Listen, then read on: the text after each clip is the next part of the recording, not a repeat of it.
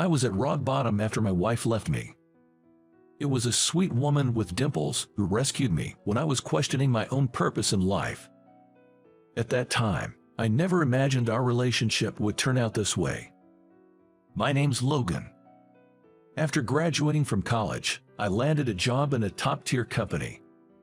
Typically, after the training period for new employees, they'd be assigned to a branch office near the headquarters, but I was assigned directly to the headquarters. The job was rigorous. Only good results were acceptable. It was demanding from the beginning. Determined not to fall behind my seniors, I strived hard and rapidly improved my skills. I graduated from a prestigious university. Always loved studying and aimed for the top. Perhaps it was sheer luck that brought me this far. However, these two qualifications seemed to naturally boost my image. I'm fairly tall, but I'd say I have a pretty average appearance. Fashion isn't exactly my strong suit. Still, thanks to my credentials, I often got approached by women. My 20s went by in a whirlwind, with both work and personal life keeping me on my toes. After working at the company for several years, I at the age of 30. Professionally, I might not have any official title yet, but I felt I was on the brink of becoming a supervisor. On the personal front, I started dating someone a friend introduced during a night out, and just last year, we tied the knot.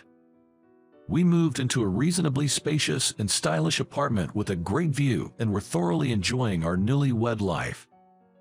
With my salary, we were comfortable, and considering our plans to have children, the physical toll, and future considerations, my wife chose to be a full-time housewife. Things at work were going smoothly, and every day I would return to a home where my wife was eagerly waiting. Everything seemed to be sailing smoothly, at least up to this point. Then one day, a transfer notice came in. The new location, a rural branch office, quite the contrast from the bustling city I am accustomed to. The notice did mention supervisor, so it was undeniably a promotion, but having assumed I'd stay at the headquarters, I was visibly shaken. I headed home and broke the news to my wife. But there was no joy in the promotion for me. The first thing out of her mouth was, "Why such a countryside? What's going on?" I was told by HR that they needed my skills at the new location. Even after relaying this to my wife, she seemed far from convinced. Moreover, the new place would require a move. While my wife was struggling to come to terms with it all, we didn't have much time before the move, so we started looking for a new place to live and went for some viewings. Throughout the day, as we visited multiple places, seeing the town, the buildings which looked like shabby apartments if we were in the city, her mood progressively soured. On a whim, we drove by the new branch office. The sight of its worn-out walls against the backdrop of a fading town wasn't encouraging. She was speechless, just entering this place. She couldn't accept the continuous unsettling events, and our views couldn't align. We ended the day with just the viewings. Once we got home, discussions turned into arguments. Sure, it's labeled as a promotion, but isn't this just a demotion in disguise? If you work there, you'll never get a promotion or a raise. We could be living below our means for the rest of our lives. So my wife complained in tears. Our discussions reached a deadlock, and before we knew it, moving day arrived. We decided to keep our electronic appliances in the city apartment for now. I took only my belongings and moved into the new apartment alone. For the time being, the plan was for my wife to visit during weekends to see how things played out. However, after several weeks, she still hadn't made peace with the situation, saying, "I can't live here. I can't have the life I want. And a husband working in a branch office with a dubious chance at a raise. I don't want it." After being told that by my wife, we ended up divorcing. I guess it's inevitable. Time for a fresh start and to focus on my job. That was my mindset, but the weight of the word divorce hit hard. Often at work, my hands would stop and my thoughts would spiral. I remember how homely my ex-wife was, how she always kept the house clean and had delicious meals waiting for me. Just hearing her cheerful welcome home would wash all the fatigue away. I thought I'd be fine living alone, But with the divorce, it's lonely and tough. Can't live the ideal life in the countryside. What was my worth after all? Sigh. I sighed loudly, even though I was at work. Seeing my distress, some colleagues, feeling sorry for me, invited me out for drinks. You're much more approachable than the previous supervisor. You're doing so well for someone so young. You're sharp and precise, just like when you were at the headquarters. Even some older colleagues were present, and they all refrained from bringing up the divorce, instead encouraging and praising me. With that warmth, I was re-energized. Time has a way of healing things. After a while, I became accustomed to my new life here and dedicated myself to the responsibilities at hand. Around that time, our branch was scheduled for an occasional inspection. Logan, long time no see, I'll be here for the week, so let's work well together. Hearing that familiar voice and turning around, I was met by Sarah, a former colleague from the headquarters. Though Sarah is younger than me, her fearless determination is well recognized, making her an adept career woman, especially in the field of inspections. She has the demanding task of traveling to branches nationwide, constantly on the move. Still, Sarah never complains and takes on her duties with unwavering stamina. I've always held her in high regard. Sarah, have you been well? I couldn't help but feel a sense of camaraderie. My voice grew louder with happiness. Oh, my apologies. I should address you as Ms. Connor here, right? Given our current positions, Sarah now held a higher position than I did. After straightening up, I greeted her again, to which she replied with a playful chuckle, "Don't be so formal." She then nudged me with her elbow just like she used to. When Sarah laughs, adorable dimples form on her cheeks. When it comes to inspections, everyone tends to get a bit tense, but thanks to Sarah's charming demeanor, the atmosphere always settles into a comfortable state, allowing everyone to work as usual. It's quite remarkable. Then that night I decided to go out to dinner with Sarah. She was staying at a hotel nearby, and since she was planning on dining out, she asked for restaurant recommendations. Even though it was just the two of us having a meal, our conversation was mostly about work. In such a relaxed setting, we could discuss matters we wouldn't have time for at the office, making the time fly by fruitfully. As our meal and conversation neared its end, I noticed Sarah glancing at her watch. "I'm sorry, we've been here quite a while, haven't we? We should probably head out. Your wife might be getting worried," said Sarah as she began to prepare to leave. Seeing the look on my face, she tilted her head in confusion. "Well, the thing is," I then shared with her that I had gotten divorced. I went into the reasons as well, and as I spoke, Sarah listened attentively, nodding from time to time.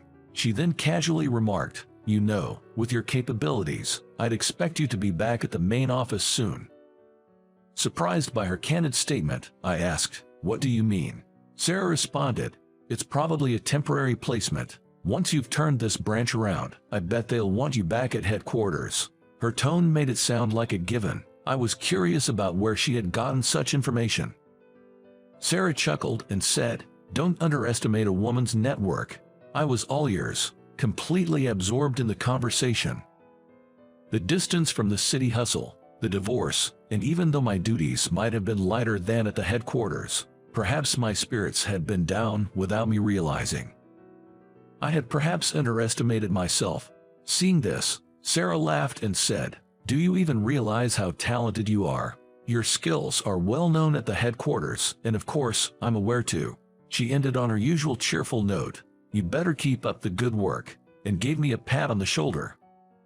The pain thawed, but it rekindled my spirit completely. I'll return to the main office someday. With that resolve, I worked even harder. Time flew by, and before I knew it, I was 35. "Thank you, sir," one colleague said. "I'll miss you. I hope to be just like you someday." I received a large bouquet and shook hands with everyone in my department. I worked exceptionally hard as a supervisor, leading our team to great success. I also mentored my successor, who then moved up to a managerial position. In recognition of my accomplishments, I have now returned to work at the headquarters. Even though I was returning to the same department as before, I got a promotion. I'd be joining as a department head. The bustling city atmosphere felt familiar, while the air quality was so-so. I've always loved the vibrant energy of the city. I took a few days off to handle my move and settle down before officially starting at the main office. My colleagues at the headquarters, knowing it would be hard to coordinate once I got busy, decided to throw me a welcome back party during this break. They booked the city's finest upscale restaurant for the celebration, combining 2 private rooms just behind the counter seats. Seeing all those familiar faces and sharing the joy of working together again naturally brought smiles and lively conversations. Just as I thought the day would end on a high note, something unexpected happened. When I looked towards the counter to place an additional order, a customer walking in caught my eye. Looking closer, I realized it was my ex-wife. And she wasn't alone, she was with a man. Our eyes met, and she looked as startled as I felt, freezing in place. The man noticed and asked my ex-wife, "Who's that?" Snapping back to reality, she gave a wry smile and replied with a sigh, "Oh, that's my ex-husband." The man then said, "Oh, that guy," and looked at me with a wry smile. There wasn't much left to say.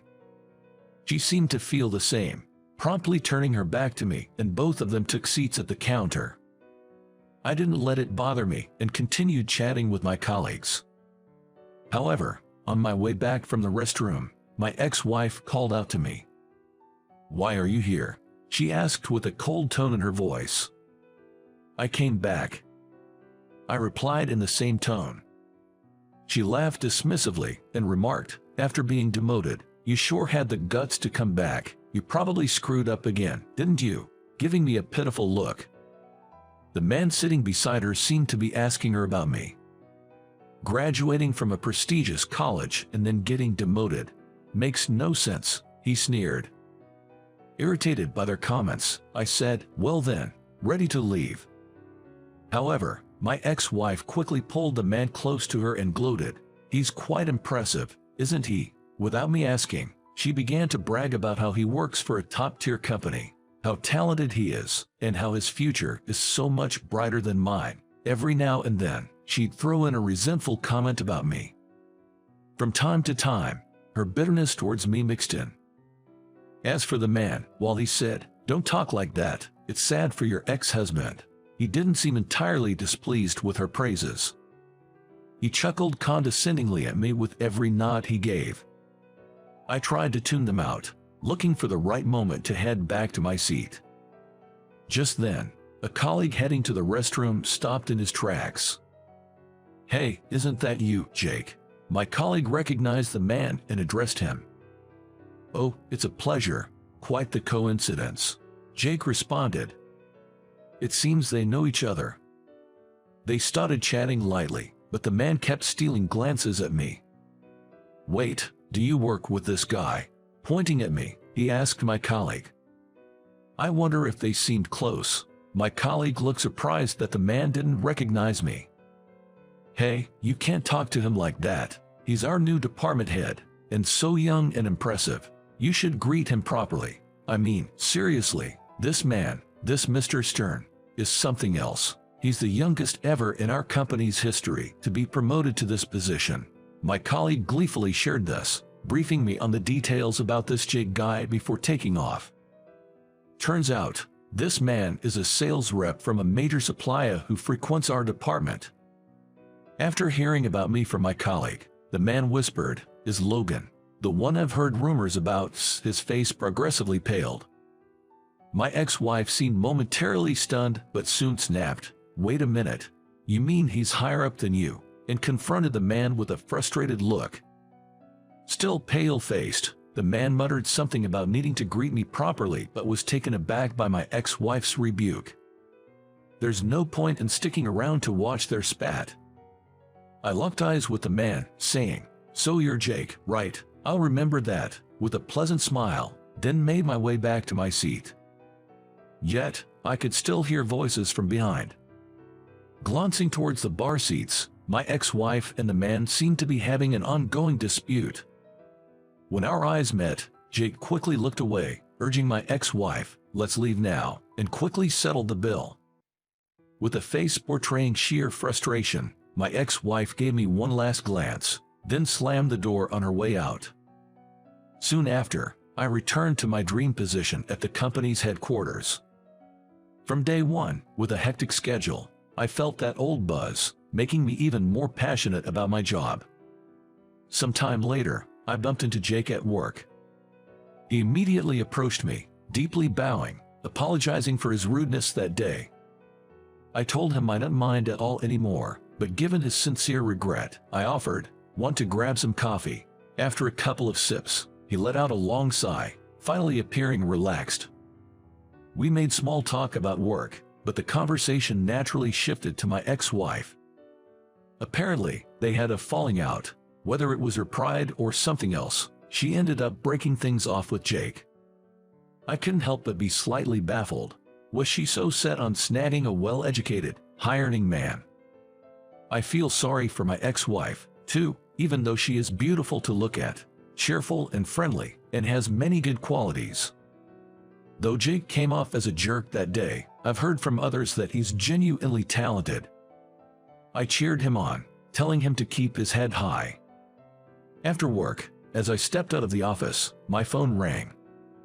The screen read, "Sarah." Before I could finish saying hello on the phone, Sarah eagerly started talking. "Hey, it's me. I'm coming back this Sunday." Her voice was as bubbly as ever. Since that inspection, Sarah and I had kept in touch. At first, our conversations were mostly about work. Sarah would often give me a piece of her mind, always offering emotional support. I think the reason I never gave up and aimed higher was probably because of her presence. "I know you better than anyone else. Have some confidence and just do it." That's how she sounds on the phone. Even though she's supposed to be younger than me, it makes me laugh, wondering who's really the older one. Then on Sunday, I waited for Sarah at the JFK airport lobby. When Sarah saw me, her face lit up with a broad smile, and she hurried over. "I'm back," she said cheerfully, and Sarah hugged me. Being embraced in such a public place, I was taken aback and embarrassingly stuttered, "Welcome back." I tentatively put my arm around Sarah's back, not sure how to react in the situation. Then Sarah looked up at me with an expectant expression and said, "Don't you have something else to say?" I could feel everyone's eyes on us. It was hard to admit, but I looked at her and said, "I love you, Sarah." But she teased, "Is that all? Isn't there more?" making a mischievous face, urging me to say more. I felt like my face was on fire. But I knew I had to say it now, so I gathered my courage and proposed to Sarah right there. As Sarah and I communicated frequently, we became closer. We both knew our feelings for each other were growing, but with I feel sorry for his ex-wife, too, even though she is beautiful to look at, cheerful and friendly, and has many good qualities. Sarah traveling to various branches nationwide and having long overseas business trips, we hardly got a chance to meet.